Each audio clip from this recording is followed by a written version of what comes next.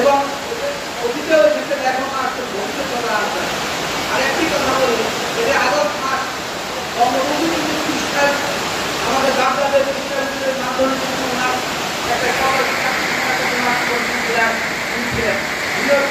মানুষ ওনার জন্য দোয়া করবেন, ওনার সন্তান সেই ঘটনার জন্য দোয়া করবেন, আল্লাহ তাআলা যেন সুস্থ রাখেন।